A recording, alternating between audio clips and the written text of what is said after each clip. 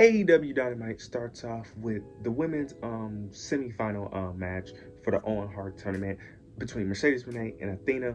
This was a great match. This was a really great match. I really enjoyed it. This is really great. It did have an obvious outcome, but Mercedes Moné does ends up picking up the victory towards the end of the match.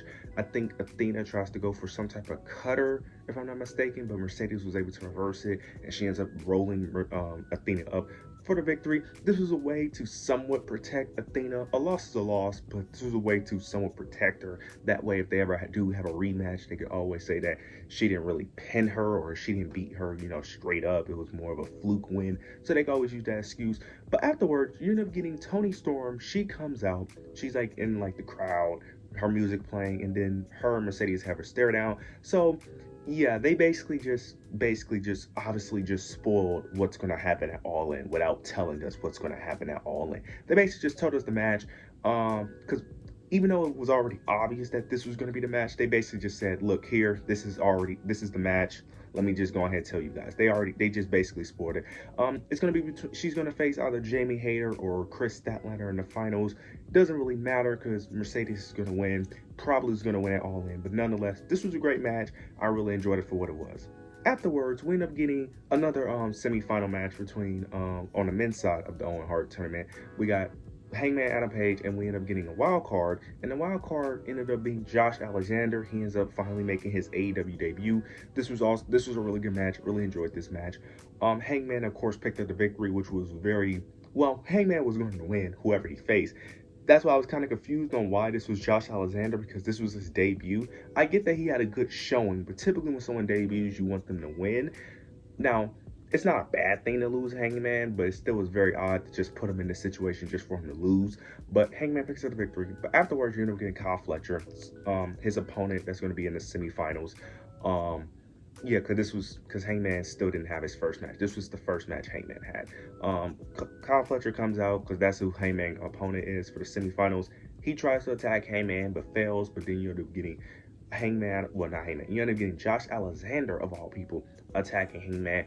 It looks like he's officially a part of the Don Callis family because Don Callis ended up talking to Josh before Josh ended up attacking. So it's like Josh Alexander is going to be a heel and a part of the Don Callis family, which I think, I don't know much about Josh Alexander, but the things I have heard from him, I have heard that he's just a really great in-ring worker, but from a microphone standpoint and all that, he's not really there. So if that is true, putting him in the Don Callis family isn't the worst thing. It's just that the Don Callis family hasn't been really built well.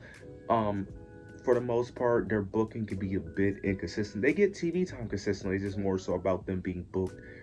They're one of the more credible factions, but it's very up and down. It's very up and down. So I could see it working out, but I could also see this going nowhere. So we'll see where this goes. But Hangman, of course, ends up going to the semifinals. He's going to beat Kyle Fletcher and go to the finals, and who eventually face Will Ospreay, which we'll get to later into this review.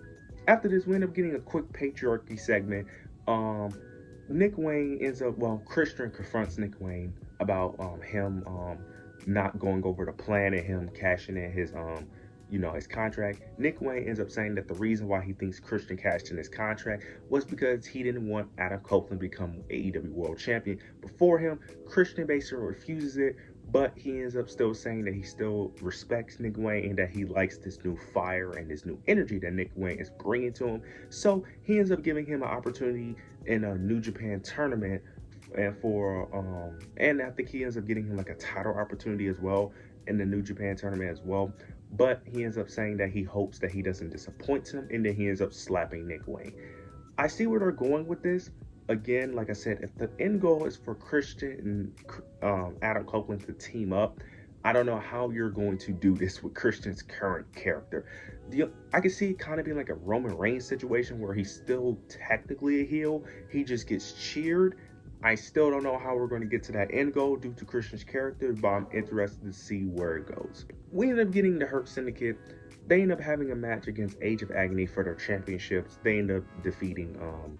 They end up retaining their AEW World Tag Team Championships. We get MJF. He comes out. Of course, he still wants to be part of the Hurt Syndicate. He ends up trying to come up with a new way to get on their good side. He ends up bribing the Hurt Syndicate with women. He ends up bringing a bunch of women out, bribing them. And I love this segment because Shelton and MVP are on board, but Bobby Lashley is just he is not feeling. Bobby Lashley is hilarious. He is just not feeling it. He has a straight face of him just not liking MJF. I love Bobby Lashley in this segment. MJF is of course thinking that the women is going to be enough to get the three thumbs up. He tries to get the three thumbs up. You get Shelton. He's distracted, but he ends up about to give the thumbs up, but he ends up wanting something from MJF. He wants MJF's watch. MJF ends up giving Shelton Benjamin his watch. He's about to get the thumbs up, but Bobby Lashley looks at him with a very frustrated look and ends up giving him a thumbs down. MJF was about to go crazy. He was about to go on a crazy rant. He was about to, he was about to really go berserk. But then he ends up stopping himself. He ends up mentioning the crowd.